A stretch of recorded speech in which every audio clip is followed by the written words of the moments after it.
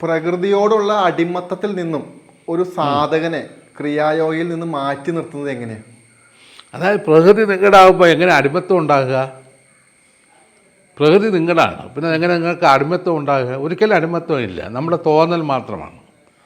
അത് ഇതുമായിട്ട് ഒരു സംബന്ധമില്ല. എന്നാൽ ഒരു ജീവൻ എക്സ്പാൻഷനായി, അതായത് ബ്രെയിൻ എക്സ്പാൻഷനോട് കൂടി മാത്രമാണ് റിയലൈസേഷൻ അറ്റൈൻ ചെയ്യേണ്ടത്. അപ്പോൾ ഇവിടെ എന്തെന്ന് പറഞ്ഞാൽ നിങ്ങളുടെ ആത്മസാക്ഷാത്കാരം നേടണമെന്ന് താല്പര്യമുള്ളവർക്ക് അവിടെ വന്നിട്ട് ഒരു ഭാവനയിൽ കൂടി നിങ്ങൾക്ക് രക്ഷപ്പെടാൻ സാധിക്കില്ല. നിങ്ങൾ സ്വയം എക്സ്പാൻഷൻ ആയെങ്കിൽ മാത്രമേ സാധിക്കുള്ളൂ.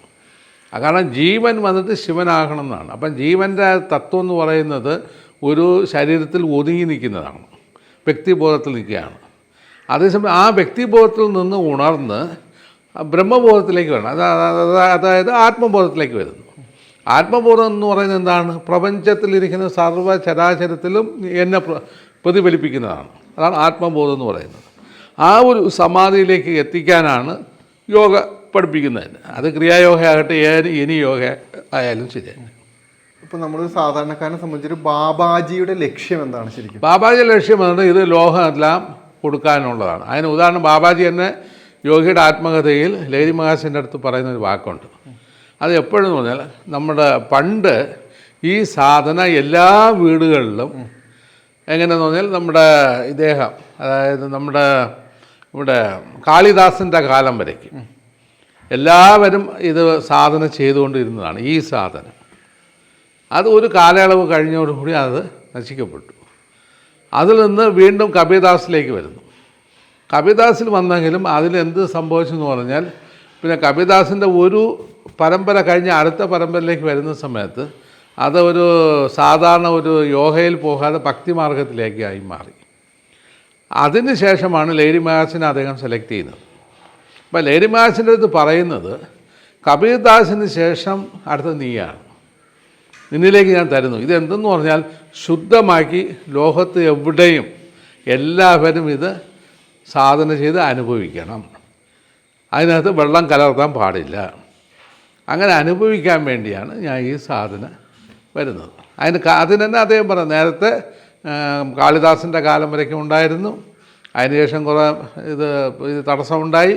അത് കഴിഞ്ഞ് കബീർദാസ് വന്നു, അവന് ഞാൻ കൊടുത്തു, അതിനുശേഷവും തടസ്സമുണ്ടായി. പിന്നെ ഇതാ നിനക്ക് ഞാൻ തരുന്നു.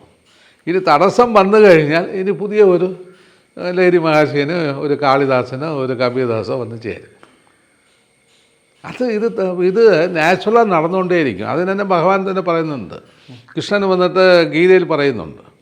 കാരണം ഈ യുഗമായിട്ട് ഞാൻ ജനിക്കുന്നുണ്ട്. ആ ഞാൻ ജനിക്കുക എന്നുള്ള മീനിങ് അദ്ദേഹം ജനിക്കലല്ല.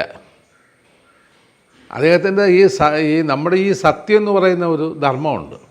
സത്യം എന്ന് പറഞ്ഞാൽ വെറുതെ വാക്ക് പറയുന്ന ഒരു സത്യമല്ല. കാരണം ഈ ഈശ്വരീയമായിട്ട് ഈശ്വരനെ അറിയാനുള്ള തത്വബോധത്തിനാണ് സത്യം എന്ന് പറയുന്നത്. ആ സത്യം യുഗങ്ങളായിട്ട് ഇത് എന്ത് ചെയ്ത് നിലനിൽക്കുകയാണ്. അപ്പോൾ അതിനു വേണ്ടി ഞാൻ വീണ്ടും ജനിക്കും എന്ന് അദ്ദേഹം പറയുന്നുണ്ട്. ഇതേ സംഭവം തന്നെ ബൈബിൾ യേശുദേവനും പറയുന്നു. ഞാൻ അന്തിക്രിസ്തുവായിട്ട് വരുന്നു, വീണ്ടും ഞാൻ വരുന്നുണ്ടെന്ന് പറയുന്നുണ്ട്. എന്തിനാണ് വരുന്നത്? ഇവിടെ അടിവയ്ക്കാനാണോ വരുന്നത്? ഒരിക്കലുമില്ല. അപ്പോൾ അദ്ദേഹം വന്നിട്ട് ഈ അനുഭവിച്ച ഈ സംഭവത്തിന്, മറ്റുള്ളവർക്ക് പറഞ്ഞു കൊടുത്ത ഈ സംഭവത്തിന് വീണ്ടും ആവിഷ്കരണത്തിന് വേണ്ടി വരുന്നതാണ്. അപ്പം അത് തീർച്ചയായിട്ടും അത് നിലനിൽക്കും എന്നുള്ളതാണ്. ആത്മീയം എന്ന് പറഞ്ഞ ഒരു സാധനം എന്ന് ഒരു സൃഷ്ടി ഉണ്ടായോ, സൃഷ്ടിയോടുകൂടി ചേർന്ന് നമുക്ക് മരണം ഉണ്ടാകുന്നു. ഈ മരണത്തിൻ്റെ പെയിനിൽ നിന്ന് മാറ്റാൻ വേണ്ടിയാണ് ആത്മീയം വരുന്നത്. മരണം ഒരു പെയിൻഫുൾ ഡെത്ത് എന്ന് പറഞ്ഞത് വല്ലാത്തൊരു സംഭവമാണ്. ആ പെയിൻ എങ്ങനെ സംഭവിച്ചു, അതിൽ നിന്ന് നമുക്ക് എങ്ങനെ മാറ്റം ഉണ്ടാകും, ആ മാറ്റം ഉണ്ടാക്കാൻ വേണ്ടിയാണ് ഇങ്ങനെയുള്ള അവതാരങ്ങളുടെ ഉദ്ദേശം വരുന്നത്. അപ്പം ഈ പെയിൻഫുൾ, കാരണം സാധാരണ നമ്മളെല്ലാവരും ഒരു മരണത്തിൽ തന്നെ പോകുന്നത്, എന്നാൽ അതിൽ നിന്ന് മാറ്റം വരണം. അതെങ്ങനെ സംഭവിക്കും? അപ്പം എന്തുകൊണ്ട് ആ പെയിൻ ഉണ്ടായി? അങ്ങനെ പല ചോദ്യങ്ങളുണ്ട്. ആ ചോദ്യത്തിന് ആൻസർ തരാൻ വേണ്ടിയാണ് ആത്മീയത്തിൻ്റെ പേരിൽ ഇങ്ങോട്ട് വരുന്നത്. പിന്നെ ഇന്ന് നടക്കുന്നത് ഒരു കാപട്യമായ ഒരു ആത്മീയം.